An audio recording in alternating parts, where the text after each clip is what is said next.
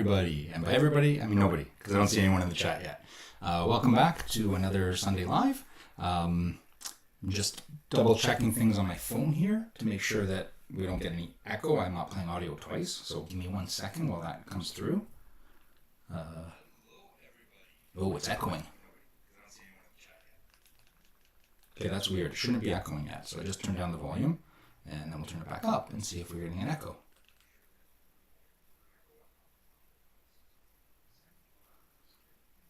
I gotta be quiet now so I can hear it. Sorry.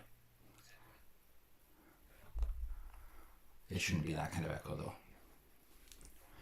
All right. Let's see, are we still getting an echo? Yeah, we're still getting echo. Okay, so that's not good. So I have to, I think I mute this one. Nope, that's not it. I mute this one. There we go. I don't know why it seems to be different every time. Anyone else use OBS? It seems to always be different every time it echoes. Now I gotta wait for this to catch up to that. So let's see what's happening here. Is this better? I don't know why it seems to be different every time. Anyone else use OBS? No echo. We're good. Now I can stop watching my own video and just watch this. So hello and welcome to a playthrough of Soloventure, or possibly multiple playthroughs depending how quickly we get through the game. I'd like to spend about 45 minutes to an hour getting through it. Sometimes you can play through the game in 10 minutes, sometimes it's 30 to 40 minutes. On average, it's 30 minutes. You can get above that. The longer you take, the longer you play through. What I have in front of me here, sorry, I'm moving my hand down here like you can see it, but I haven't switched off this camera yet, so you can't see it. So we're going to switch over to here. And what you can see here is a selection of games I've made. We have the Soloventure series with its 2 expansions. We have Urban Sprawl, we have Cards of War, and we have Day and Night. Sorry, Day and Night says demo on it. This is the one I bring to conventions, so it's my demo deck. I can open that up and show it to you later. Show you what some of the other games look like and maybe a brief little thing on how they play. But today I want to focus on Soloventure. So let's move these guys out of the way and we'll take a gander at Soloventure. So the Soloventure series is designed to be a single player game. Now you may notice that on, well, not on these, but on the website you'll see it says 1 to, oh, actually it does say it on these. These ones say 1 player. Where's my camera that shows it well? There we are. These say 1 player, but on the website it says 1 to 2 player, because I'm going to update these soon to say 1 to 2. With 2 decks or more, you can play 2 player. So the 2 player variant, I will tell you at the end. It's not just a way to keep you along for the ride to watch it all, but I'll tell you at the end just because it's a lot easier once you know how the game is played, how the 2 player variant is played. And I got to thank a gentleman named Just Datsun. I think he's in the West Coast. For him and a buddy of his did play a 2-player version online, which kind of inspired me to develop more the 2-player version. So what we have here is the original series. We started with Soloventure, the Warlock's Dungeon, Forest of the Mad Queen, and then Descent into Darkness. Now, if you look, the styling's kind of changed, and this is the new box styling that all of them will be coming with. If you order off the Game Crafter today, or drive through cards or anything like that, you will be getting this styling of framework where it looks a little bit more, I don't know, finished. They are barcoded so that they can be ordered by stores and in bulk. On the back, you have a little blurb describing the game. It tells you how many players, rough average play time, and the age rating. This is fully compatible, it says on the back, with all Soloventure game systems. The idea is that Soloventure can be used beyond just this card game. There are things in the works that aren't fleshed out yet enough really to get into, but I will be growing Soloventure over time. The idea with Soloventure is you pick up any one of these 3 campaigns, ideally all 3, but whatever, any one of these 3, and then you just play through it. It is a self-contained game. It has hero cards, it has dice cards even, so you don't need to have dice with you. It has monsters, dungeons, other kind of traps and encounters and treasures and things like that. If you want to add a little bit more fun and flair, I have season expansions. So I have season 1, season 2, and season 3 should be coming. I don't know if it's going to make it by the end of the year this year. It'll probably be a 2027 product. And these are smaller 18 card packs that have just a few items to add in. A couple dungeon cards, a couple monster cards. No new heroes, but certain different mechanics are involved in them. Like you can't get shop and partner cards out of the main campaign. You have to get them out of the seasons. Having said that, it's not a priority. It's not a necessity to play. You don't need those to actually be able to play the game, which is good because you can just play it from buying 1 box of cards. That was my goal. Despite the collection of games behind me, I am minimalist when it comes to game design. I don't want you to have too much stuff with you. Case in point, I will show you by opening. We'll open the most recent one just because it's the most recent one. Inside a pack or a set or a campaign, you will receive hero cards. In this case, there are 3 hero cards. Normally there are Normally there are 4 hero cards. In Descent into Darkness, there are 3 hero cards. You will receive... Now let me flip them over, you can read the back better. So you have hero cards. These heroes are double-sided. It's a bit different than the other games. You have encounter cards. You have dice cards. These are more of our encounters, some of the monsters you get to face. You're kind of spoiling them by showing them off to you there. These are more of our encounter deck. There's dungeons. Here's our dungeon cards. I'm trying to get to, it's going to be right at the end, I know. Oh, there's a little smiley face of me to say hi and thank you for buying the product. More dungeons, more dice. Here we are. This is what I was trying to get to. So you have hero and monster life cards. So what these do is they allow you to not have to bring a pen and paper with you. You can just play with exactly what's in this box. You have heroes, you have encounters, you have dice, you have a dungeon, and you even have life counters. So the way these would work is you would put your life counter down on your desk, wherever you are, and you place your hero on it, depending how much life they have. This guy has 20 life to start, so we flip it over, we go up to the 20, and there you revealed the 20, showing that he has 20 life. And you just slide your way down it as they lose life, slide it up as they increase life, and it's double-sided, of course, so you can flip it over. The monsters, similarly, we have 2 monster cards because there are certain rooms, spoiler alert, that you can get 2 encounters, which could be 2 monsters. So you want to be able to track 2 separate life totals for those monsters. The monsters don't go above 20. I'm trying to think if the new set even has a 20 in it. Off the top of my head, I don't remember. But you're not going to need more than what's inside this to play. Having said that, fully capable of using a regular 6-sided die. These are slightly, I'll say, sweetened in the sense that there are doubles of the 3s and doubles of the 4s. That is just so that you have a chance to hit them more often. They are the, I don't want to say the less powerful, but they're a little bit more of the common things that your heroes can do. Reason there being, it helps you play the game through maybe not a little bit faster, but a little more consistently. If you don't want to use the deck of cards in there with that, and you don't want to roll a 6-sided die, which I do like rolling a real 6-sided die. We do also make 8-sided die with 6 numbers on them, with a double 3 and a double 4 you can get through the Game Crafter. Or you can download the app. And now would be a smart time for me to have a link on screen for you to click, but I do not have that. So unfortunately, you cannot click on a link. You're just going to have to go to the Apple App Store or the Google Play Store and search for Soloventure. Actually, no, it's not under Soloventure. I'm sorry. Soloventure Dice is the Apple Watch app, but there is a Outer Edge Games app. So that's what you're going to want to look for, Outer Edge Games, or you look for me, Jeff Pasito, as the creator of them, and you will find those apps. You can download them. They cover actually Soloventure, Day and Night, and Urban Sprawl. So in there, you can take any of those 3 games and do your tracking you need to for each of those 3 games. There is a dice roller in there and tracking for all your health and all that. I did create Soloventure to be a single-player game away from your phone, of course. So having to use your phone for it is kind of counterproductive to what the initial plan was, but I digress. It's there if you want it. You don't have to. Trying to give multiple options to people. Nice little shortcut is in the deck. In the deck is also the how to play cards, which fit on 3 regular sized cards. Now these are very basic, very quick rules of how to play through, how to start a turn, and things like that. I have been working on, since the last Phantasm convention in Peterborough. Let's switch over to this camera. I have been working on the comprehensive rules set. So first of all, here's the soloventure.ca website. It's part of outeredge.co. And you'll see we have a little blurb about it. We have links to buy the cards. We have the original how to play, which is a little long-winded. I'm working on a shorter version of that. Here's where I said we have the 1 to 2 player. But if I click on the comprehensive rules, let's see if it loads up properly. Yes, so it is a Google Doc. Now, I can edit it. You can't. But you will be able to see this, which gives you a much more in-depth way to play.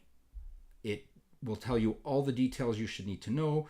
It is a living document, meaning as things come up, as questions come in, I will be able to update and modify the document. I haven't figured out how I'm going to flag that as of yet. I know that you can do kind of flags in Google Docs, so I'm hoping to be able to do that. We have anatomy of all the different cards in there. There's plenty of cards here. You can see these are cards that come with the, well, not the trap card, but the partner and the shop card come in the expansions only, in the Season 1 and 2, and soon to be 3 expansion. So you even have the anatomy of those cards. You see the card backs. each card back is different for these different sets, so they're very easy when you flip them over to see what belongs where, and you don't get them mixed up when you're shuffling and whatnot. I then also created the appendix. So these are specific card details of how cards function. It is still a work in progress. I have only done the first one, the Warlock's Dungeon, and even that hasn't been 100% completed yet.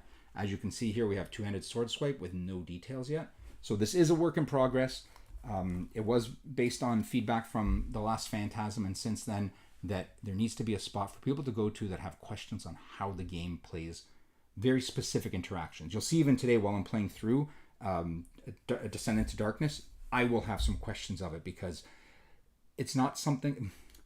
Maybe people who create games and stuff like that, like this, will understand. When you're sometimes developing something, you will play through it and do it a very certain specific way that you're comfortable with and you're familiar with, not even realizing that other people don't think of it the same way as you do.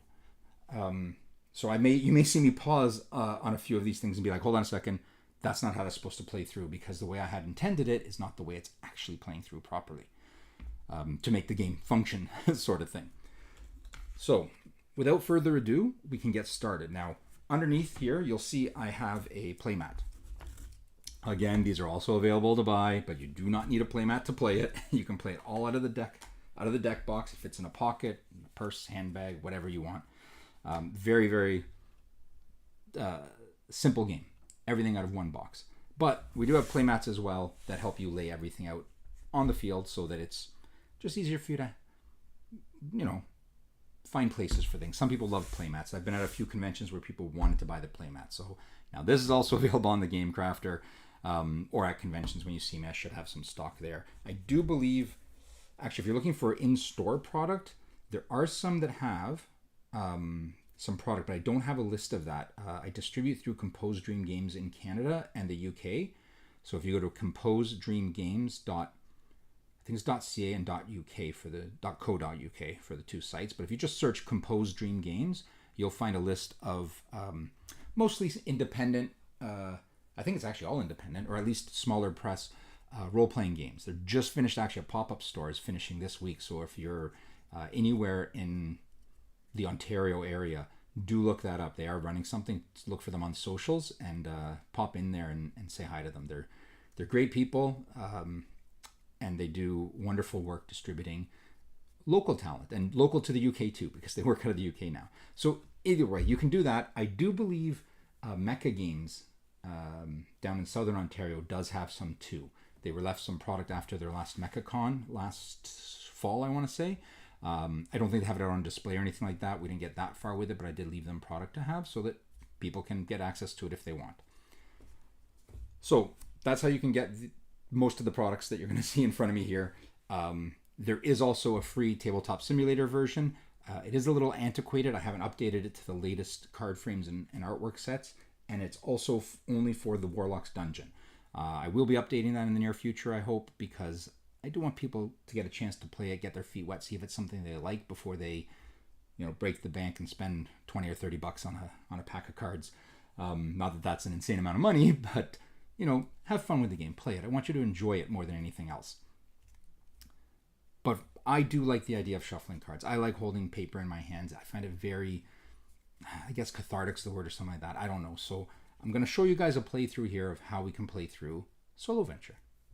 So I'm going to start by shuffling up the cards. Now they are small decks, so sometimes it's a little difficult to shuffle a small deck. So just do the best you can, especially when it gets to like the dice deck. I know some people have complained about that. But there's really... I'm sorry, I completely forgot how to start it. There is a start card. Always put your start card down first. It says start in the middle of it. Let me get that up there so you can see. It says start right in the middle there, if it would focus on it. It won't focus. That's too close to focus. Anyways, it says start in the middle there. I've heard people complain, but there are deck building games like Ascension and stuff like that where you're shuffling like 8 cards, 7 cards, something like that. No, it's not easy to shuffle. But that's the nature of the beast, I guess. That's how it just is if you're playing those games. So I think this is, I call this the Yu-Gi-Oh! Shuffle, because this is how I see Yu-Gi-Oh! Players shuffle. I don't think it's just their shuffle, but whatever, that's what I call that one. So let's shuffle up the encounter deck. If you're not playing on a playmat, of course, you can put these decks anywhere you want. I've just put them where they're labeled on this board because I find this is the easiest way to do it. The dice deck we shuffle as we play, but it's nice to give it an early shuffle anyways. Drop that down there. And now, heroes, you can shuffle heroes and draw and pick a hero, or you can just choose a hero you want. I am actually going to choose Drew Moonshine. And the reason I'm choosing Drew Moonshine is he's our first double-sided card that I made, and I have not played a playthrough yet with him. So this is going to be new for you, new for me, and new for everyone. So Drew Moonshine starts with 23 health. We're going to slide him up to the 23 mark. And there we know we have 23 health. And that's all you need to do to set up the play area. And now you're ready to go. You're ready to play Solo Venture, which also means you're ready to take a drink because I've been talking for a bit. I'm parched. So sorry about that. You're going to have to deal with me drinking water throughout this endeavor. When you play Solo Venture, there is text on the cards. It is not text intended for my old eyes. It is intended for most other people's eyes. So it is smaller. It's also not very bright in here. I do have to get a strip of lights along here, so it does help brighten up the play area. But it's a little bit of text that just helps bring you into the story.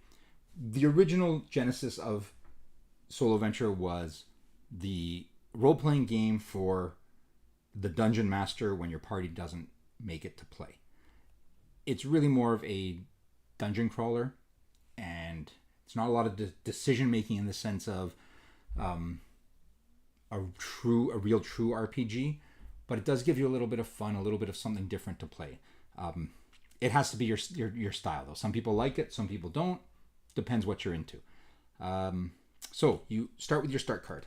Put it on the start area or in the middle of your table, wherever you're playing, and you read the text on it, just to give yourself a little bit of flavor that feels like you fit into it.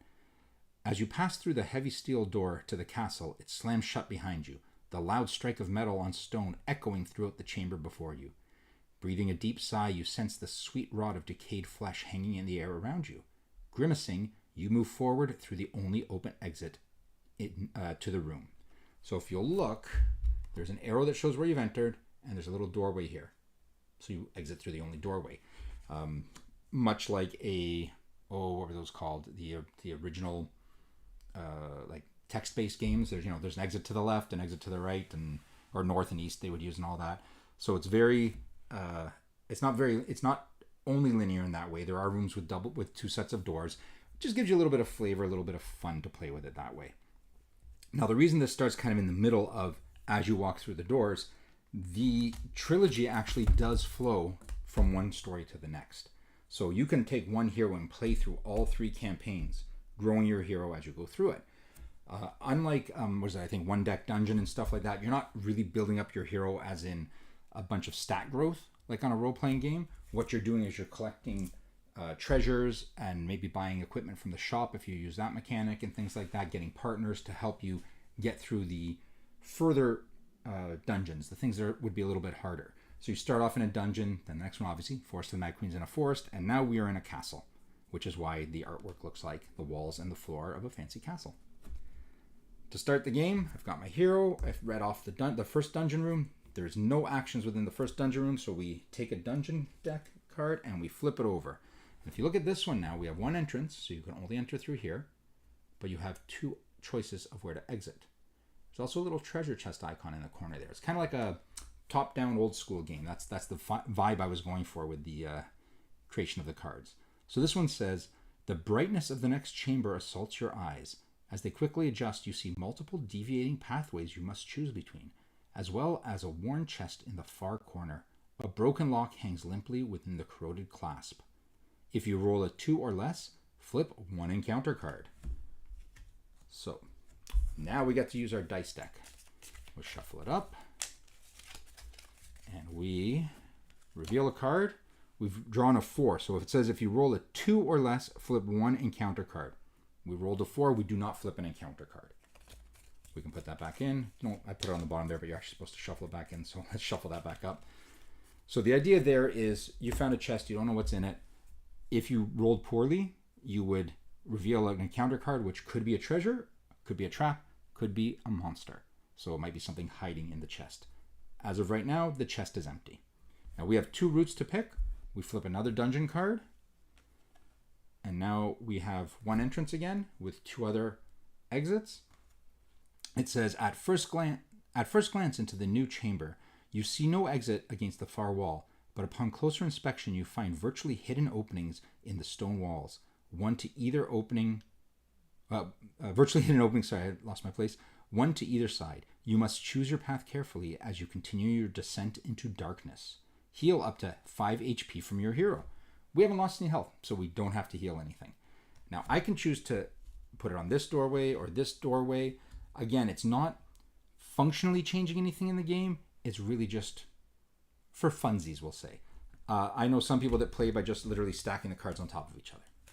For this purposes of this video, I'm going to walk it out as much as I can. At some point when it starts curving over itself, it'll get a little confusing and we'll just move the cards around a bit. Let's flip another one. Oh, this is something interesting to encounter right away. Entering this room, you glance about quickly. It feels familiar.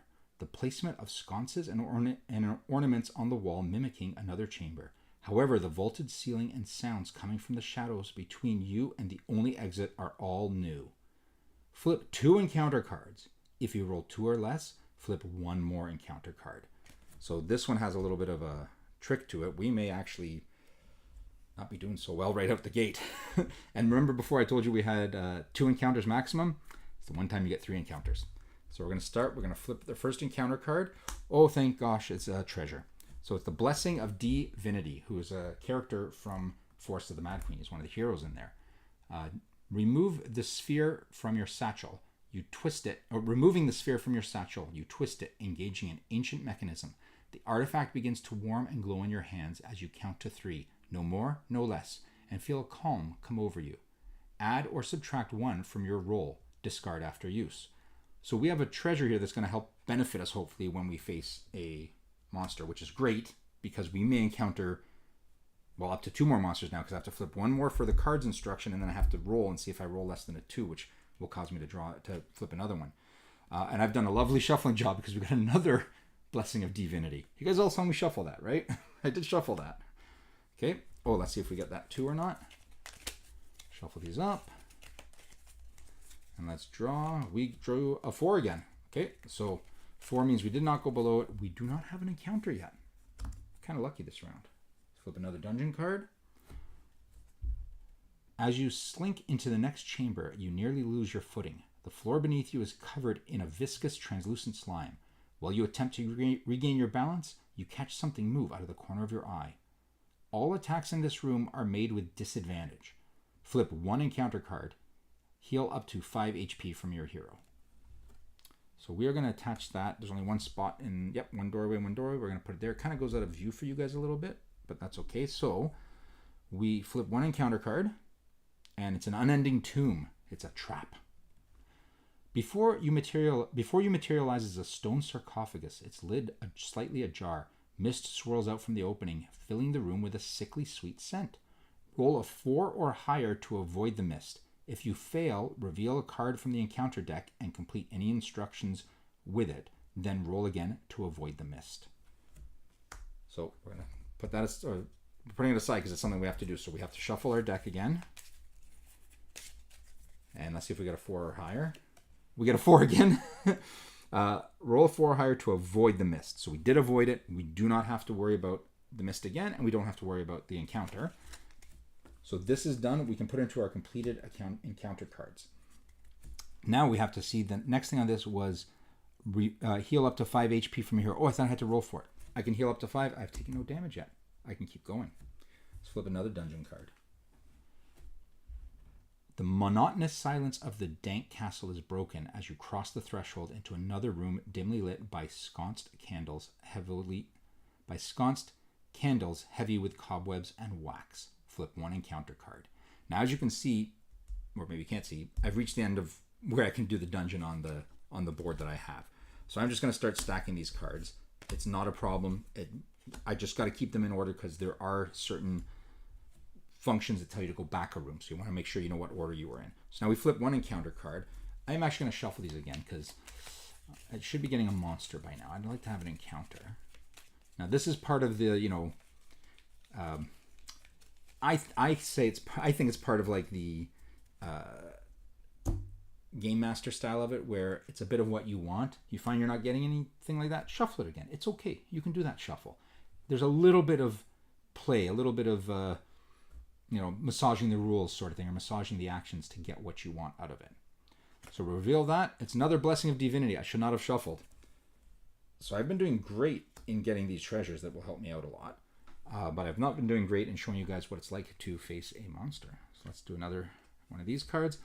Okay, stepping through the opening, you find another chamber, this one with debris from an old fire littered across the floor. The cool, damp ashes lead you to believe none have traversed these halls in ages. Pausing briefly, you choke down your fear and gather your resolve to venture further into the castle through the open door at the end of the room. It's just a passage room. Sometimes that happens in games. You just have a room you pass through, and maybe it's a little creepy, maybe there's something going on that it's to make you feel uncomfortable. Next, as you creep into the area, an oddly familiar scent wafts towards you through the still air. Distracted, you catch your reflection in a mirror and drop into a battle stance. Your tensed poise begins to relax until you feel the presence of something behind you. Flip one encounter card. Please be a monster. Please be a monster. Oh, it's the Curse of Yargo. So Yargo is another hero in the Soloventure Warlock's dungeon. We got another treasure, which is, as you unravel the ancient scroll, the letters of an unknown language begin to lift from the parchment and float towards your opponent. Add or subtract 1 from your opponent's roll. Discard after use. So we're getting a lot of bonus stuff here that we're going to be able to use when we do eventually hit some encounters, which I'm hoping is soon. You never know, this might be a monsterless dungeon and we're just going to hit the end. This could be the end card now and we win. It is not. The dim flickering candlelight bouncing about the chambers and hallways causes your spine to shiver, and you make haste into the next room in the castle, only to be faced with something unexpected. Let's see what we get. What's unexpected? It's another Curse of Yargo. We're flipping 2 encounter cards as per the instructions. Hey, we found a monster. We found a Bloodsky Seeker. So the Bloodsky Seeker has 2 abilities on here. He has Sky Strike and Barrel Roll. So the Sky Strike is part of the attack area and Barrel Roll is part of the defense area. So what you do is you roll dice or flip cards, and if you get one of these 2 numbers, here we have a 6 and a 4, they do a Sky Strike against you. If successful, lose 1 additional HP. I'll explain to you the way that the fighting mechanics work shortly. And Barrel Roll is just a defense. If they roll a 1 or a 3, it's a -2 to your attack. They only have 5 health, so I'm going to put them here on the health tracker at 5. So finally, Drew Moonshine gets to fight. I was going to say shine, but shine don't really work. I thought I was telling an opposite, but it wasn't. So now what we do is we roll for initiative. We shuffle our deck. Drew Moonshine rolls a 1. Put that back in the deck. We shuffle them up again. The Bloodsky Seeker rolls a 3. Bloodsky Seeker has takes the lead on this one. So the Bloodsky Seeker is going to roll an attack. We shuffle the deck. We draw a card. It's a 3. There is no 3 attack ability, so the Bloodsky Seeker just completely misses. Nothing happens. It's like rolling below someone's armor class in a traditional D&D. Now we go to Drew Moonshine. Drew Moonshine is going to attack. We're going to flip. We got a 4. So let's see what Drew Moonshine does out of 4. Now, Drew Moonshine, being a hero, has the full list of abilities. There are 3 attack abilities and 2 defensive abilities. And a 4 is a Convert to Wolf. If successful, cause 1 damage to monster and flip card over and heal 2 HP. So Drew Moonshine has no damage. We don't have to heal.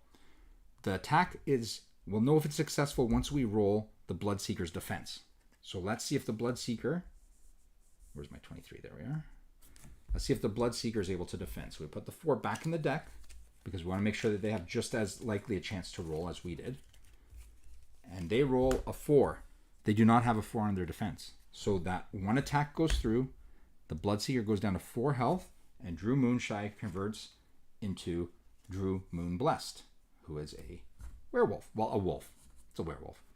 This has another set of abilities. We'll also allow it to transform back, things like that. But we are still in combat. And now the roles reverse, and it becomes the Blood Sky Seeker's turn. So we're going to shuffle our deck again. And we have a 2. There is no 2 attack. Again, Blood Sky Seeker whiffs on its attack. Now, the Blood Sky Seeker is supposed to be like an entry level. It would be like an OG D&D type thing where you're fighting rats or something like that. It's not supposed to really hit you much. It's supposed to just slow you down, kind of teach you how to combat, how to fight. We go back initiative to Drew Moonblessed now. Drew Moonblessed flipped a 3, rolled a 3. So let's look at the 3 here. The 3 is revert to human. What do you know? We're transforming a lot. Flip card over, maintaining all damage taken in this form. And there is no attack amount. So it's kind of the equivalent of whiffing on an attack. Drew Moonblessed is back to being a person. No attack went through. Back up to the start of initiative order. It is the Blood Sky Seeker. Got to be careful that I don't hit the cards too hard or they slide off of their health. Okay, Blood Sky Seeker rolled a 1. It doesn't have a 1 in its attack. It has a 1 in its defense. You'll notice I didn't roll a defense for the Blood Sky Seeker in the last round, and that was because the Drew Moonblessed was not an attack. It was in the attack category because it's done during the attack phase, but it was just for the card to flip over to the human form. Okay, let's see what we get here now. We've got a 4. So Drew Moonshine is a convert to wolf again, does 1 damage if it gets through. So we're going to put that 4 back in the deck. We're going to shuffle up. And now we have a 2. There is no 2 defense on the bat. So the bat comes down to 3 health. Drew Moonshine converts again. We do not have to heal because they haven't been hit at all. And we're back up to the Blood Sky Seeker's attack. Get these shuffled up. Again, you can roll a 6-sided die. You will just get less of the 4s and 3s, which is okay. It just might make it a little more difficult to play through. Those have been sweetened a bit to work a little better in the gameplay, but it's not going to change drastically too much how the game plays. So a 1. Drew Moonblessed's 1 roll is a... Let's see. Oh, he does not have 1. Drew Moonblessed whiffed on that attack. Wait, we were on Drew Moonblessed, right? Yeah, we were going this direction. Okay. No, he just converted. I'm sorry. That was... I lose track very quickly on this when I'm talking to people. So sorry about that. There is no attack from the Blood Sky Seeker. Again, we can watch this back later and you may be laughing saying, no, Jeff, you had it right the first time, but I don't know. We'll figure that out. So now we're going to go to Drew Moonblessed's attack. It's a 4. A 4 on Moonblessed reverts back to human again. We're back to human. Now we go to the Blood Sky Seeker. Let's see Seeker. I want an attack to go through so I can show you what I mean by how the attacks work versus the damage. It's a 6. Sky Strike. If successful, lose 1 additional HP. So the attack now, we rolled a 6. The attack number is 2. That means that they're coming in with an attack value of 2. Not a damage value, an attack value of 2. So now we shuffle the dice. We draw 1 for Drew. It's a 3. What is Drew's 3 defense if they have 1? Drew's 3 defense is Skulk. If successful, opponent loses 1 HP. So it's a -2. So we take the attack value of 2. We subtract Drew Moonshine's defense value of -2, which is a 0. Which means the attack did not go through. Had the attack gone through, it would have done 2 damage plus this extra bonus damage of 1. So it would have done 3 damage to Drew. But it did not go through. So with a complete block, Drew was actually winning that round. And it says if successful, opponent loses 1 HP. So he defended well enough that her Blood Sky Seeker loses an HP. And now we're back to Drew attacking. Let's see if we can get him to not transform and actually just attack. Let's see, what do we got? We got a 3. A 3 is not a transformation. A 3 is a pugilist punch of 2. So we are swinging in at the bat for 2. This could end the bat's life if the bat cannot defend. The bat's barrel roll is a -2. So if it rolls a 1 or a 3, it's going to be able to block it. It's a 2. It was not able to block it. The bat goes to 0 health and comes over to our treasure pile. No, here's the treasure pile. Our completed encounter cards. Now, the reason we have a completed encounter cards is if you look on the bottom of some of these, you will see a value here. Like this says gold 0. You might not be able, you probably can't see it on this camera, but it says gold 0. So different creatures will have different gold values. Use the gold to buy things in shops. It also is a way of kind of figuring out the difficulty of a creature. The higher the gold value, the more difficult the creature is to combat. Part of a benefit of that is a... Okay, I guess I can talk about one of the things with Solo Venture. The goal is to eventually make this into a... not draftable, but a sealed type of game. So you can buy packs of cards, rip them open, build a dungeon and a encounter base of a certain value. So it would be, so many 1 gold, so many 0 gold, so many 3 golds, whatever. Your opponent will then pick a hero that they've opened and go through your dungeon, and you will pick a hero you've opened and go through their dungeon. And the point is to try and see who can either complete the dungeon or complete the dungeon with the most amount of gold in the end to see who wins that round, sort of thing. So it's kind of like a 2-player, but 2-player separate. Now, that's not the 2-player variation. That's a separate 2-player game. That's the goal. I'm not quite there yet. I do all the artwork and everything myself, so it does take time for that. But some of these creatures and stuff will be reincorporated into that, and some stuff will be new. Right now, the plan is to have an entirely new dungeon card set because I think it's better that it doesn't tie into these ones, but we'll see how that goes. Oh, I wasn't supposed to flip an encounter. I was supposed to flip a dungeon card. Okay. Various sounds and smells appear to converge in the chamber you enter. Many doorways lead from it to dark depths beyond, each passage bleeding a dastardly breeze cooler than the next. Flip 1 encounter card. So I already know it's a bat because I flipped it by accident. So there's our bat. We're facing another one of those. Again, because they're the easier creatures to defeat, there's a few more of them than some of the other ones that we'll get to. But let's start by rolling for initiative again. Now shuffle up the deck. Drew Moonbless rolls a 5. That's going to be hard to beat. He's probably going to have initiative on this. 3. Yep, so Drew's the one that does the first attack. Shuffle the deck. Drew will attack with a 5. Drew's 5 attack is the Pugilist Punch again. Sweet. Let's see if the bat can defend against the punch. The bat rolls a 3. 3 is part of the barrel roll. So the bat rolls a -2, has a value. The bat's roll of 3 gives them a -2 to Drew's Pugilist Punch of a +2. They work out to 0. The attack did not go through. It was fully blocked. I guess that's the way I should clarify that. It was blocked. It's not that it didn't go through. The attack happened. It was blocked because there are certain mechanics that do care if something was blocked or if it just didn't succeed and things like that. So, the bat rolls a 4. The bat does a Sky Strike. Let's see if Drew can block it, or is Drew actually going to get hit for a change? Drew rolls a 4. Drew's 4 defense is a Shadow Slip of -3. If successful, opponent skips their next attack. So, +2, -3. Nothing went through. It was blocked. And because it was successful, the next initiative we skip, or the next round we will skip the bat's attack. So now we're going to do Drew's attack. Drew basically gets 2 attacks in a row here.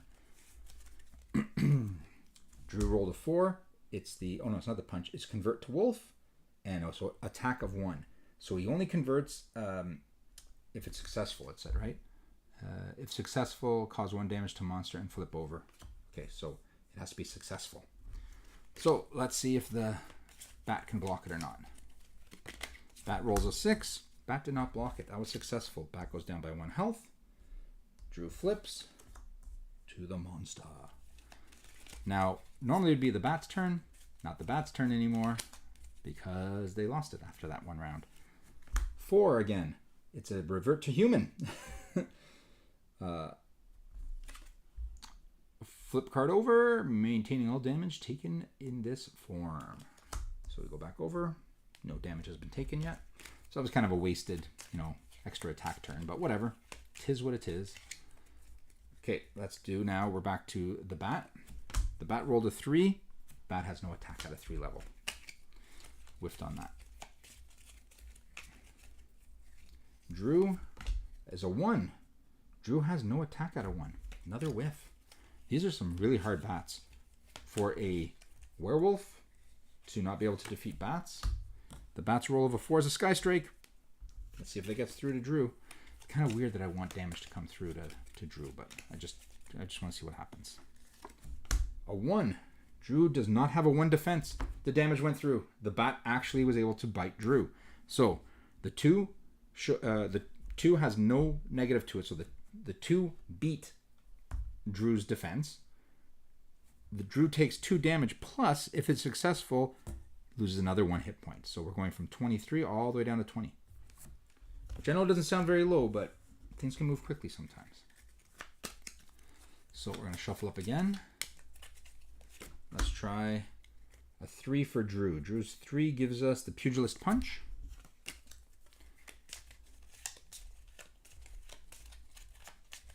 That's not shuffling. I was just moving 1 card at a time from the top. And a 5 defense. No 5 defense. So 2 damage goes through. We're down to 2 for this bat. Bat's going to try and get back at Drew with a 2. No attack for a 2 for that bat. Okay, Drew's attack, 5. Drew's attack of a 5 is another Pugilist Punch.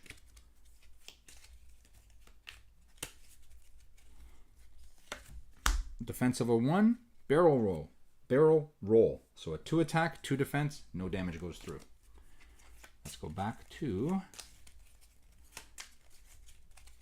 Blood Sky Seeker attacks. 4. 4 is a Sky Strike. I told you, sometimes this stuff just happens. Drew might be not long for this earth. Let's see what his 4 defense is. He has a 4 defense of a Shadow Slip, -3. If successful, opponent skips their next attack. So he's able to block the full Sky Strike. There is no next turn for the bat. So 5 for Drew. Drew's 5 is a Pugilist Punch. Let's see if the Blood Sky Seeker can block that. Because even though it doesn't get another turn for attacking, it can still block. A 3, barrel roll, fully blocked that attack. Let's see what we got here. 5. Oh no, he was attacking, right? The 5 is another Pugilist Punch. I guess I should have had the app open here to show you guys what that's like, right? And I could have used that for part of the stuff. A 4. So the 4 defense was no defense. So 2 punches. An attack of 2 goes through and 2 damage is caused. The Blood Sky Seeker is dead.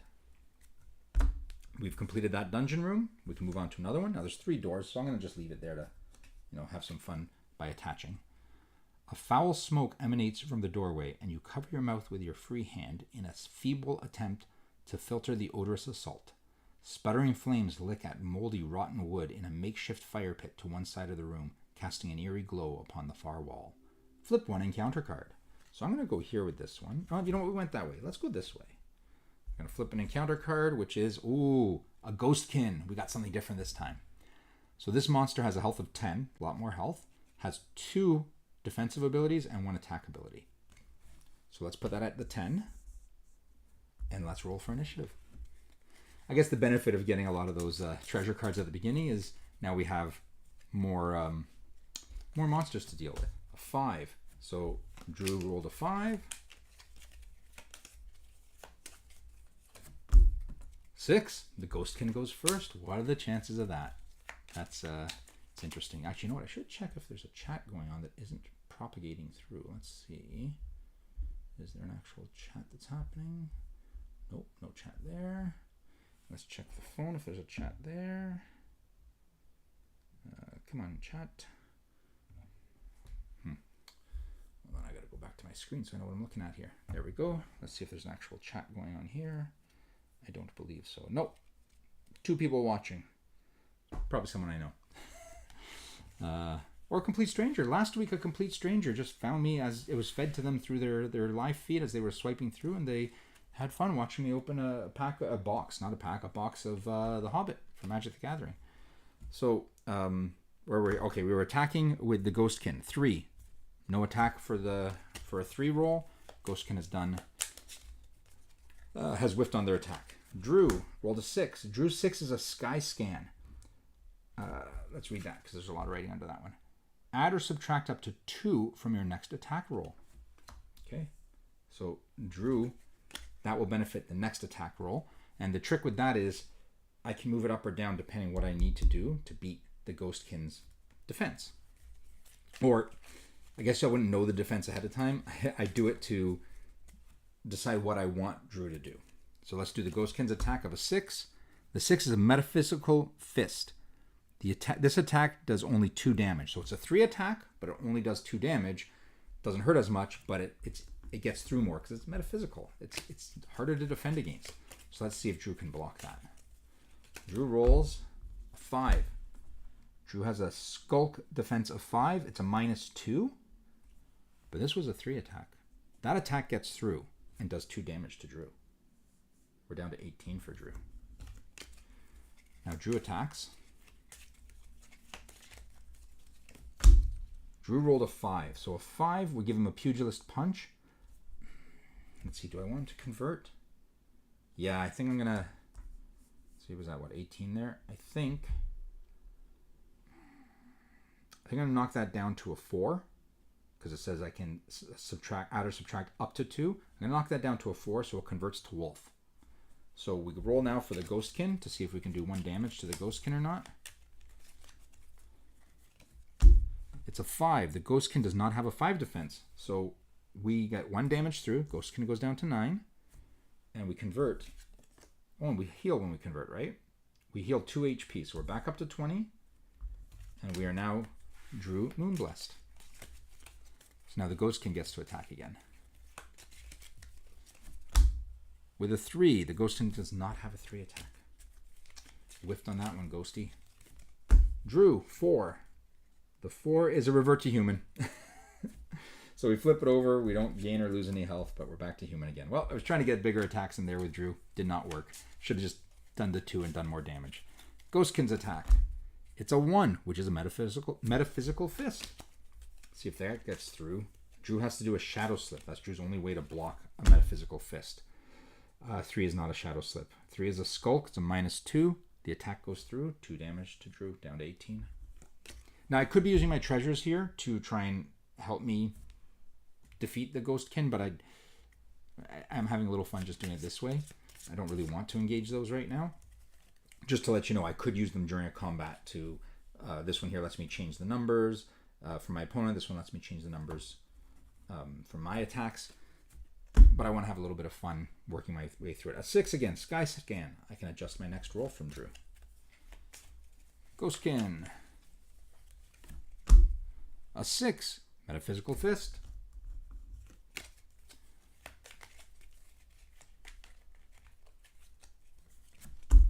Five. Did we block that? The 5 is a skulk. We did not block it. That got through again. Another 2 damage. We're down to 16 on Drew. Remember when I said that sometimes this health can just move fast? It can move down fast. Drew might not make it through this dungeon. Next, a 6 for Drew, which is another Sky Scan, so I'm going to make an adjustment. I'm going to bring that down to a Pugilist Punch. So Drew is going to try and punch the ghost. Probably not the best advice to punch a ghost. 5. The ghost does not have a 5 defense. We are down to 7 on the ghost. 2 attack with 2 damage attached. Ghost will fight back with a 3. Ghost does not have a 3 attack.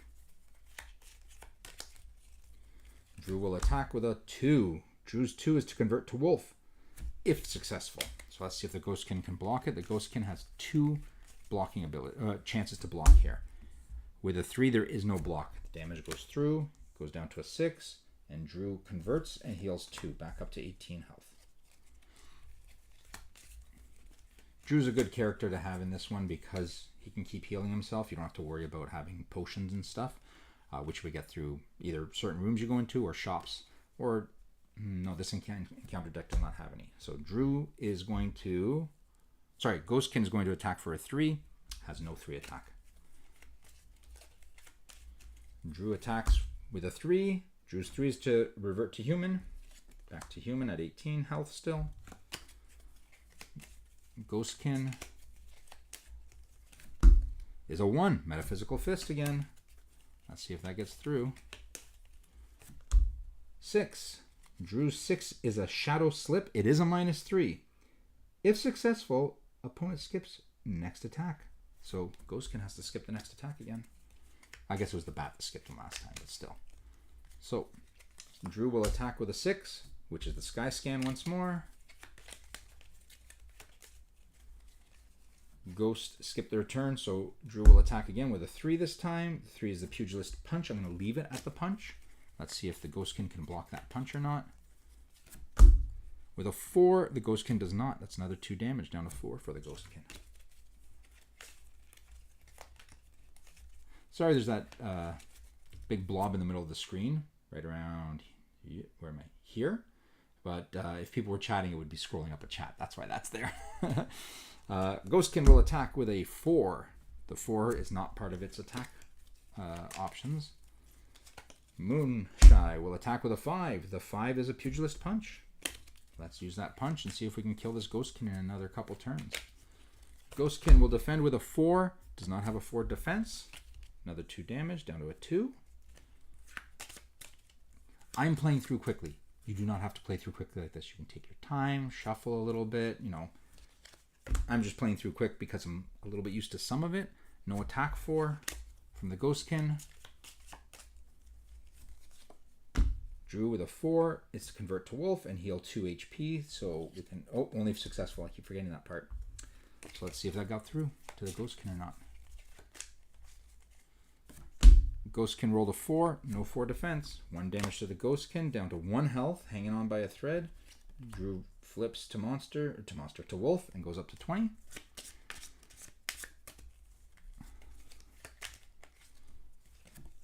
Ghostkin is a 1, which is Metaphysical Fist. See if that gets through to Drew, or if Drew defends. I want to see this Wolf do a hit. 3. Our 3 is a Claw Block with a -2, but that was a +3 attack, so no block there. 2 damage comes through. Drew's back down to 18. Now, Drew, let's see if you can roll a 6 for Uncontrolled Fury, or a 5 or a 2 for Gnashing Teeth. We get a 1, which is not one of his attack abilities. That Wolf missed. Way to go. Okay, Ghostkin, 3. No attack for a 3 on the Ghostkin. Come on, Drew. 1. No attack for a 1 with Drew.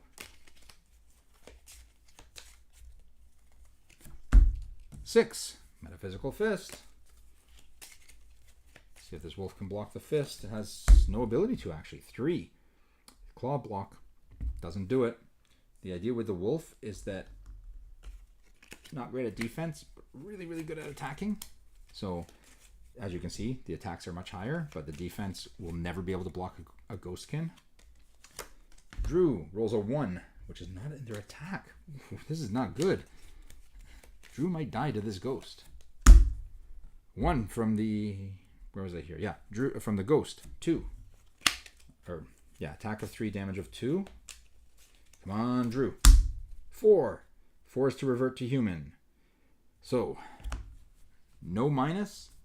Goes through, takes the 2 damage down to 14, and becomes a human.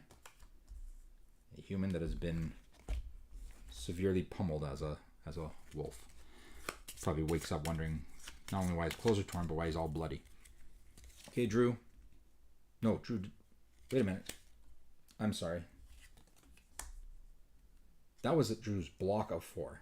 The block of 4 was Howling Fear. If unsuccessful, reduce opponent's attack damage by 1. I was using Drew's flip. So Drew wasn't able to block it. It was unsuccessful, but it did reduce by 1, so it only took 1 damage. Now Drew will try and attack back with a 1. No 1 in Drew's attack. Drew Moonblessed is not doing what he should be doing. Ghostkin, 5. No attack in the 5 level. Drew, 4. 4 attack is revert to human. So at 15 health. Now Drew is a human again, going, why am I all beat up and bloody? Ghostkin, 3 is not part of the Metaphysical Fist that it can do. Drew with a 1, nothing. Ghostkin with a 4. No attack there. 6 for Moonshine. Skyscan. We can adjust the next one to a good attack at least. Or an attack. Ghostkin with a 1. Metaphysical Fist. Let's see if Drew can block it. Drew's Moonshine is the only side that can block it. With a 4, blocks it. And if successful, opponent skips their next attack. So Drew gets 2 attack options. 2 attack chances to attack here. Let's see what the first one does. First one is a 5. The 5 is a Pugilist Punch. We're going to leave that where it is. We don't need to add or subtract to it. And the Ghostkin with a 4 does not block that, so it takes 2 damage and is dead. Goes over to our encounter pile. Drew is hurting. We'll say that much. Move these cards over a bit. Flip the next dungeon card. As you move into the next room, you hear a shambling before you coming from out of the shadows, followed by a shocking sight. Flip 1 encounter card. It is the Blood Ravager. So Blood Ravager, as you can tell by the gold cost of 3, is one of the harder ones to defeat. The Ghostkin was a gold value of only 2. So Blood Ravager is a value of 3, 12 health, and many more abilities. So let's roll for initiative here. If you'll notice now, we have 15 health. The Blood Ravager has 12. We're getting pretty close here. 4 for Drew. Drew's initiative. A 4. The Blood Ravager. 3. Ooh, Drew just eked that out.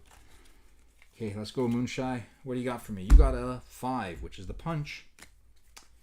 Let's go, Blood Ravager. You have a lot of options there to block. Let's hope you don't. The 5 is the Cape Guard of a -2. +2, -2, 0. Nothing went through. No attack from Drew.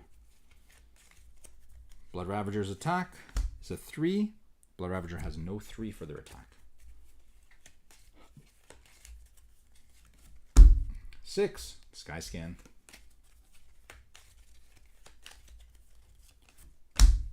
6, Bloody Bite. So that's an attack of a 4.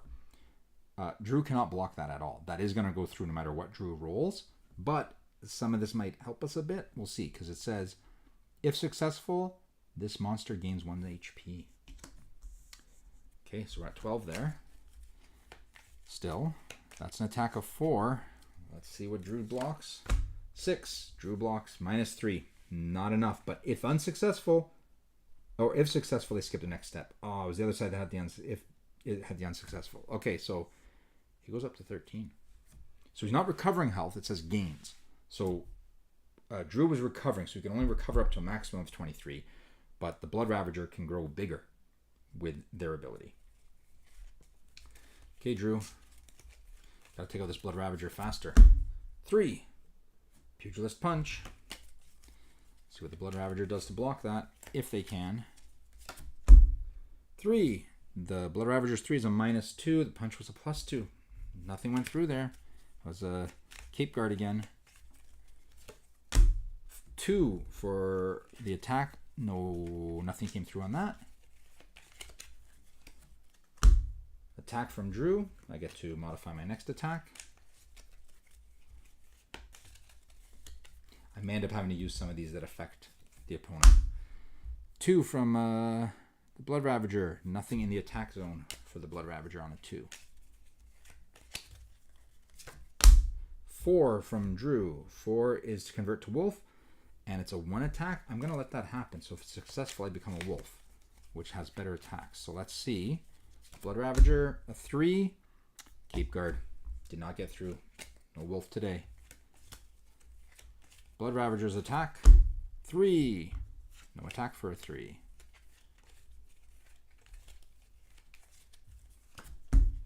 6. Drew gets to modify one of his rolls next. Blood Ravager, 1. 1 is a Bloody Bite again. See if Drew can... Well, he can't block the bloody Bite. That just goes through. 6. Shadow Slip. If successful, opponent skips next attack. Not successful, gains 1. Blood Ravager's up to 14. This may be the end of Drew if we can't figure something out here. 4. Drew tries to attack and convert into a wolf again. Let's see if this happens. Blood Ravager, 4. There is no 4 defense. Drew does 1 damage. And heals 2. So he was at 15. He's now at 17. And he is a wolf. I keep saying he. I've actually, you can't really tell, but I've made a point of trying to make all of the heroes nondescript. So Drew could be female or male, doesn't matter. Divinity, Typhar, all these things. You don't know what gender they are. They're, for argument's sake, genderless, which allows you to play them however you'd like. I know it doesn't make a huge difference, but to me it was important to do that. Blood Ravager, 5. 5 is it's Terrible Talons. Let's see if the Terrible Talons affect Drew or not. Drew rolled a 3. 3 is the claw block of -2. The Terrible Talons is a +2. He blocked it. Good work, Drew. 5 for Drew's attack. Gnashing Teeth is an attack of 3. Let's see if the Blood Ravager is able to block the attack of 3 with a 4. Nope. 3. So we're down to 10 for the Blood Ravager. Now we're getting somewhere.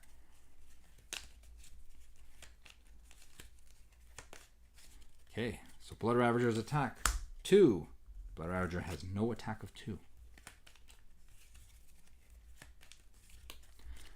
Thought this would be a nice short, like 30-minute playthrough, but it's taking us some time. I guess I'm talking a lot too. 2 attack. There is no 2 attack for the Blood Ravager. Drew, 4. 4 is revert to human. Drew is a human again. Unfortunately, because he's doing good at that. Blood Ravager, 1. 1 is the Bloody Bite. Let's see what Bloody Bite does. 4 is a -3. Bloody Bite goes through. We heal 1. And I take... Successful. I take 4. Oh, no, he just gains from that. I'm sorry. He doesn't actually do damage. Oh, he does. He does the 4. Oh, my God. It's down to 13. I think I wasn't doing that right before. I think I missed that. I probably did. And this is why I need the comprehensive rules to be written out, because I'm just playing off the top of my head, right? What I thought I was doing when I first play tested it. So 3. Drew's attack of 3 is a punch. Let's see what the Blood Ravager has. 3. Block of -2. The punch is +2. Didn't go through. Blood Ravager 3. No attack for 3. Drew 3. Punch again. Hope this punch goes through. 1. Block of 3. If successful, this monster adds -1 to their next defense. That sucks. 2 attack. There's no 2 attack from the monster. Drew gets a 4, which is convert to wolf. Let's see what the Blood Ravager does. A 4. They have no defense of 4. They don't get to actually defend against that. So they take 1 damage, down to 10 again. And Drew heals 2 and converts. So Drew's at 15. Now let's see if this wolf can do something for us. Wolf rolls a 3. 3 is revert to human. Drew is a human again. That was a whole lot of nothing. 1. Bloody Bite. Ooh, let's not let this Bloody Bite get through. Drew is not long for this if that bite gets through.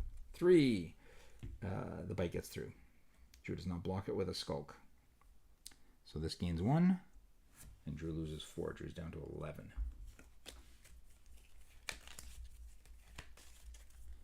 Okay, Drew, do something. 6. Sky scan. We needed that when we were the wolf. Not now. 5 is Terrible Talons. So that's an attack value of 2. Let's see what Drew blocks at. Drew blocks with a 2.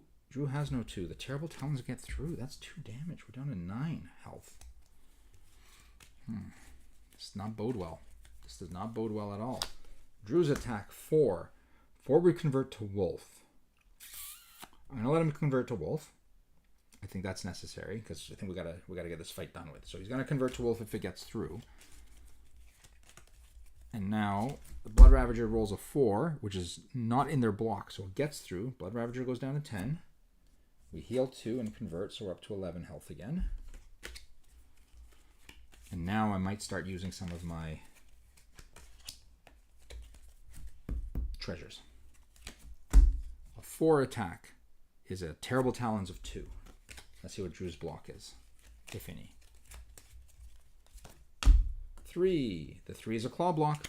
Perfect block. No damage goes through. Come on, Drew. Let's do that uncontrolled fury. 3. Great. That's a revert to human. Let's use some of our treasures here. So Divinities allows us to add or subtract 1 from our roll and discard after use. So I am going to change that to a 2, which brings me into the Gnashing Teeth. Oops, we were at 11 there, right? Yeah. Brings me into Gnashing Teeth. So I discard this after use. We're now doing Gnashing Teeth for 3. Let's see if the Blood Ravager can block that. 2. Blood Ravager has nothing. So Gnashing Teeth of 3 gets through. Blood Ravager's down to 7. Blood Ravager attacks. It's a 3. 3 is not one of their attack options. Come on, Drew. I gotta see that uncontrolled fury. 2. Again with a 2. Oh, that's Gnashing Teeth. Gnashing Teeth is okay. Sorry, I thought it was with a 3. Let's see what Blood Ravager does to defend against the Gnashing Teeth of 3. A 6. A 6 is Eternal Escape. If successful, this monster adds -1 to their next defense. Let's see what the Curse of Yargo lets us do. Add or subtract 1 from your opponent's roll. Discard after use. So if I change that 6 to a 5, they get a -2 against my Gnashing Teeth, which will then go through. I'm going to use the Curse of Yargo. So they get a -2. The 3 goes through, does 3 damage. They're down to, what is that, 4? They're down to 4 health.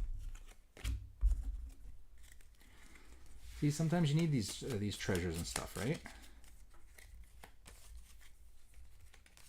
Okay. Blood Ravager, 4. The 4 attack is Terrible Talons. We're going to let that happen, and let's see what Drew can block from the Terrible Talons. With a 2, Drew blocks nothing. So Drew will take 2 damage. I'm not going to use Yargo yet because I want to save it for after if I can come close to killing him. So I will take the 2 damage on that by not adjusting anything. We're down to 9 health. Come on, Drew. Give me a 6. Or a 5 that I can roll up to a 6 with my Divinity's Blessing. What do we got? We got a 3 again. Oh boy. I'm going to roll that down to a 2. That is going to become a 2 with Divinity's Blessing. The 2 is an attack of 3. Blood Ravager is going to defend with a 3, which is a Cape Guard of -2. That still goes through. So we lose, what is it, 3 health? We're down to 1. Oh my god, this is so close. Okay. Come on, Blood Ravager. 5. Terrible Talons. Come on, Drew. You're still the wolf. Do something with these Terrible Talons. 6. 6 is Howling Fear. If unsuccessful, reduce opponent's attack damage by 1. So the Terrible Talons were not successful, or were successful. He could not block it, but instead of taking 2 damage, I only take 1. So we're down to an 8. I didn't need to use my Curse of Yargo to change that. We shuffle. Come on, Drew. 5. Yes. I'm just going to leave the Gnashing Teeth. I'm going to save the Blessing. I don't need the Blessing right now. Okay, Blood Ravager. 4. We did it. 4 is not one of their defense. All 3 damage went through. Blood Ravager is dead. we're down to 8 health. That's crazy. Okay. Oh boy. Next dungeon card. Please be the end card. Please be the end card. Nope. We got 2 encounters coming at us. Catching your breath, you rest your forearms upon your thighs, breathing in heavily the utter stench of decrepit age that permeates every stone and tile within the horrid nightmare of a castle. Flip 2 encounter cards. Heal up to 5 HP from your hero. So we heal 5. What is 8 plus 5? That's 8, 9, 10, 13. We're up to 13. We reveal 2 encounters. First encounter is a ghostkin. Put that at 10. Next encounter is going to be a monster. It is. It's a bat. Put that at 5. So now we have to roll 3 initiatives to see who goes where in what order. So Drew, 2. Pretty sure Drew's not going to start this fight. Ghostkin, 1.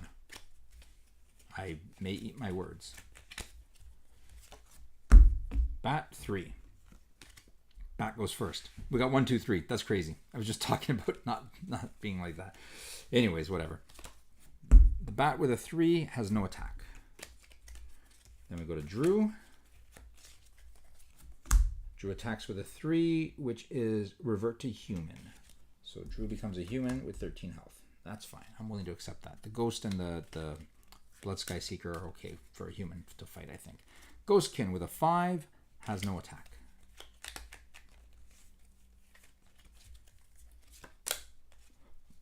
The Blood Sky Seeker with a 2 has no attack. I also have to, I have to decide who Drew is going to attack. I should have mentioned that first. I'm just always starting at the Ghostkin. I want to kill the strongest one first myself, personally. Drew's attack of 4 is Convert to Wolf if it's successful. So come on, Ghostkin, do not defend well. Ghostkin rolls a 2, which is a -1. Completely blocked it. Does not convert. Ghostkin attacks with a 6.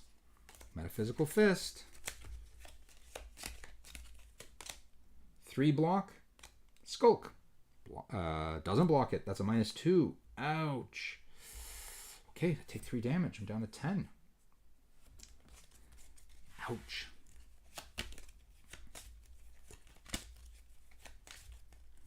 Okay, Blood Sky. Oh no, Ghostkin. Oh, no, that was Ghostkin. Now we're back to Blood Sky. 4. That's a Sky Strike. This is not looking good. Come on, Drew. What do you got? You got a 6. You got a Shadow Slip. If successful, opponent skips next attack. This is going to get nice and confusing now. I got 3 people, and one of them has to skip an attack. Okay. Drew, 4. We convert to Wolf, and we heal 2. If it's successful. Come on, Ghostkin. Do not roll a defense. I can change who I'm attacking each turn. I just choose to keep it on Ghostkin. 3. Ghostkin has no defense. Damage goes through. Ghostkin is down to 9. Drew heals 2 up to 12 and converts to a wolf. Blood Sky... Or no, we're at Ghostkin now. Sorry. Ghostkin. 4. No attack. Blood Sky skips this attack. So now we go to Drew. 4. Drew reverts to human. Back to 12. Still 12. Not back to 12. Still 12 health. Let's go, Ghostkin. 4. No attack from the Ghostkin. Blood Sky Seeker. 2. No attack from the Blood Sky. Let's see what's next. 1 from Drew. Drew doesn't get a 1. Ghostkin got a 1, but Ghostkin didn't roll the 1. Ghostkin, 2. No attack from Ghostkin. Blood Sky. 3. No attack from the Blood Sky. Getting through these pretty quickly. What do we got here now? 1 from Drew. Drew does not have a 1. 6 from the Ghostkin. Metaphysical Fist of 3. Let's see what happens. Did we block it with a 3? Skulk. Nope, we did not. 3 damage. We're down to 9. Okay. Blood Sky's turn. 3. No attack. Drew's turn. 3. Pugilist Punch. Come on, I gotta hit that ghost. Punch him right in his ectoplasm. 2 is a dissolve. If successful, skip this monster's next attack step. Well, it got through though because it was a Pugilist Punch. So you take 2 damage. Down to 7. Okay, Ghostkin. Let's see you try and do something now. Ghostkin is 6. Metaphysical Punch.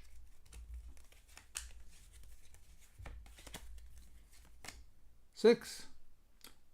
We blocked it. If successful, opponent skips next attack. So Ghostkin misses this attack turn. No, wait, sorry, they just blocked. Sorry. We go on to the Sky Seeker. Sky Seeker, 4. That's their Sky Strike.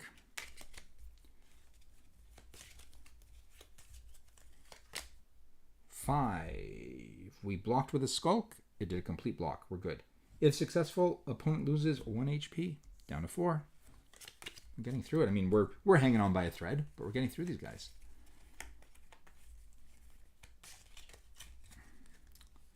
Now we're back to Drew. No, that was Drew. Ghostkin has to skip. We're back to Blood Sky Seeker. 6.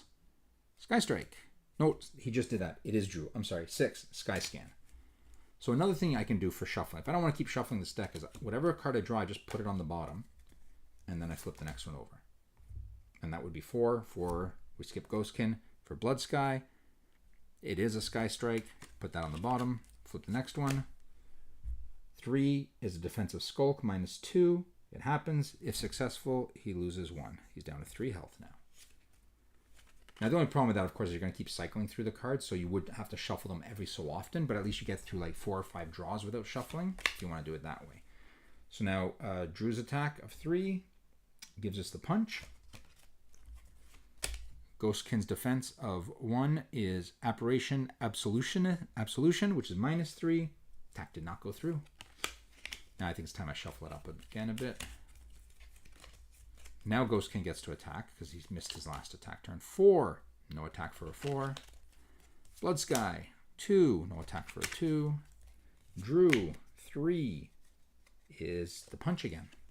Ghostkin, can you block the punch with a 1? Yes, completely blocks that punch. Ghostkin attacks. 4, no attack. Blood Sky, 6, Sky Strike.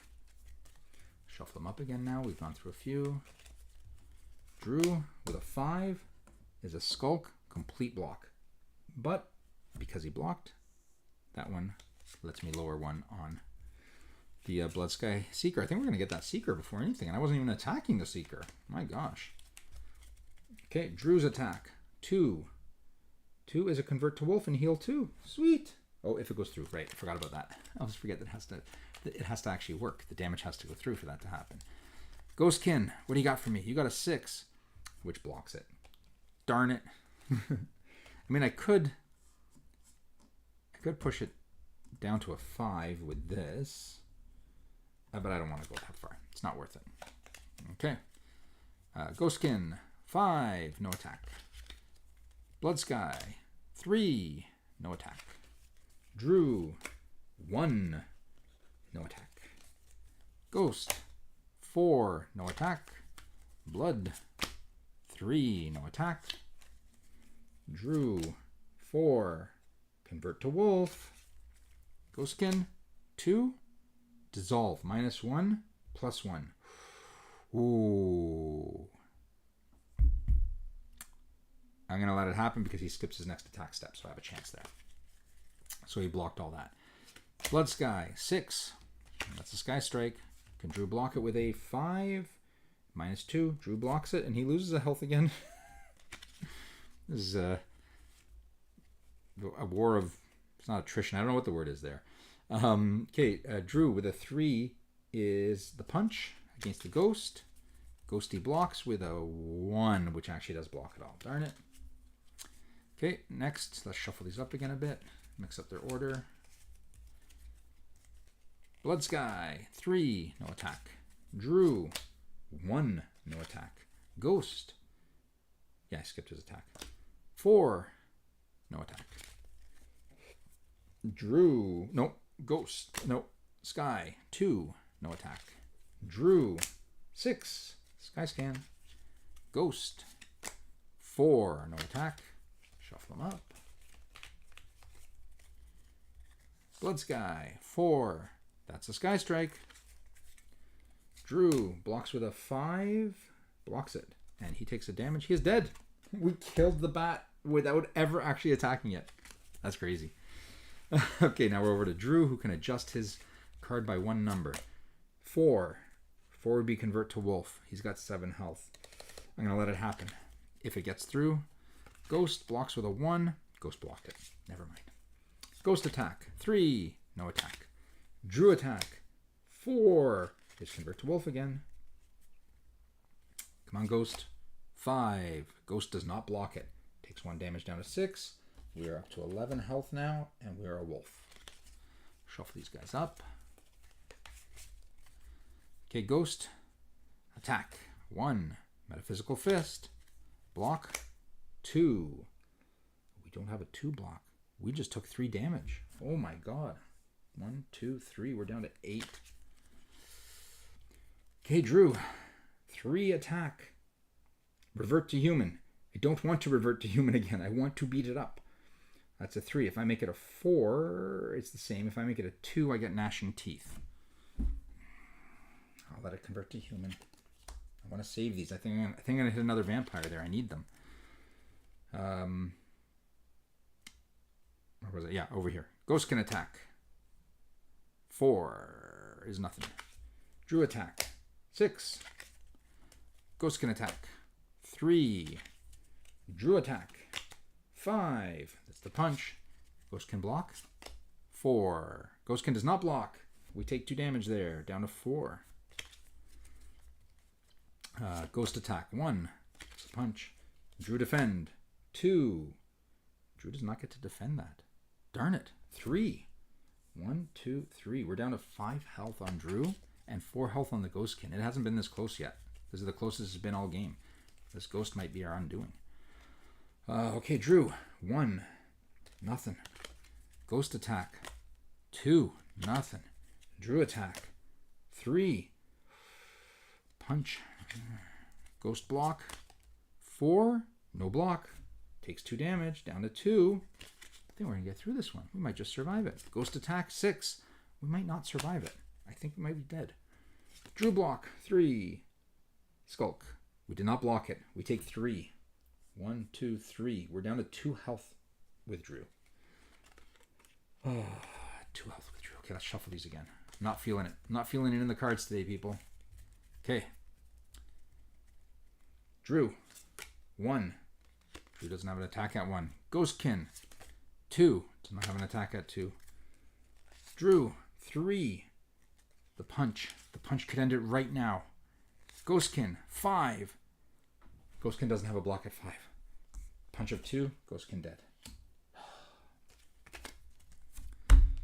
Oh my gosh. We're still not done the dungeon. We have 2 cards left.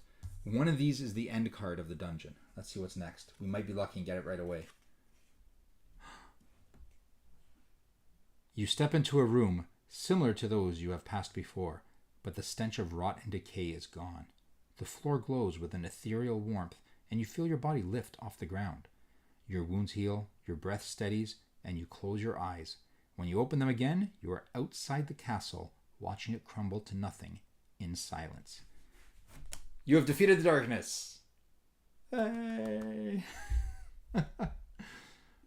We defeated the darkness. Wow, that was close. On 2 health, we defeated the darkness. What was the last dungeon one here? This dungeon was a heal. We would have healed up 5 hit points. Wow, we went through almost the entire deck till we got to the end of that. So see, sometimes that end card is sooner, so you have like a 10-minute game, a quick short little thing. Sometimes you have an hour-long game like I just did. We have tons more encounters to worry about there. You'll see it in the rules, but if you run out of encounters, you just keep going through the dungeon. You just don't have any encounters to encounter. Here's one we didn't get to see, the Guardian of the Depths, which is... Oh, I can't... That camera's not on. Guardian of the Depths. That's one of It's one of my favorite artworks for it. I'm not going to show you the big baddie, the Lord of Chaos. You're going to have to get the set to see that. But the rest we saw. So, yeah, and good use of our treasures that we got. Those were very helpful. Wow, that was kind of intense. I know it's kind of weird to say a card game like that was intense, but it was. I felt really like under the gun for a lot of that. Like the things were not going to go my way, and they almost didn't. It was pretty crazy. So let's clean it up. One thing I don't often do when I'm done playing a game is clean it up, so I will clean this game up and put stuff away. There we go. And yeah, that's a playthrough of Soloventure. Let me know in the comments what you think. If you have Soloventure, if you have any questions about Soloventure, drop them in there, and be on the lookout for stuff coming from Soloventure. It's like I said, it's going to take some time because I'm the sole creative force behind it, but there are plans for things and things in the works, so things will be happening. Now next week, if you're going to join me next week, that's the 30th. We're hitting at the end of August. Not 100% sure what I'm going to do yet. Might be opening more cards because people tended to like that, but I think I'm going to be drawing. I have to find a way to connect the iPad screen to OBS, but if I can do that, I will be drawing work for Day and Night. Not the 2-player starter set, but soon to be announced Day and Night. Not soon to be announced. It's going to be a while, but I will be doing artwork for Day and Night, hopefully, next Sunday. So if you want to see me draw, if you want to have, it's not really an art lesson because I just, kind of self-taught sort of thing. So if you just want to see what I do and how I use Procreate, then please join me next Sunday because it should be a lot of fun. And I can talk a lot more when I'm doodling like that. Stream of conscious sort of thing. I don't have to worry about remembering what card is next and who's got initiative and stuff like that because I'm actually sure I screwed up. So please also comment that if you see a time where I played the wrong card or whatever. Just let me know that, like, hey, that was actually not Drew's turn. It was one of the other creatures' turns. Just drop it in the comments with the time slot on it because I'd like to see that and own up to my mistakes. Thank you very much for watching. I had a great time. I hope anyone who watches this after did too, or those silently watching had an okay time. And I will see you all next Sunday. In the meantime, please do check out my daily drops of pack openings and anything else I should happen to post in the interim. Talk to you all later. Bye.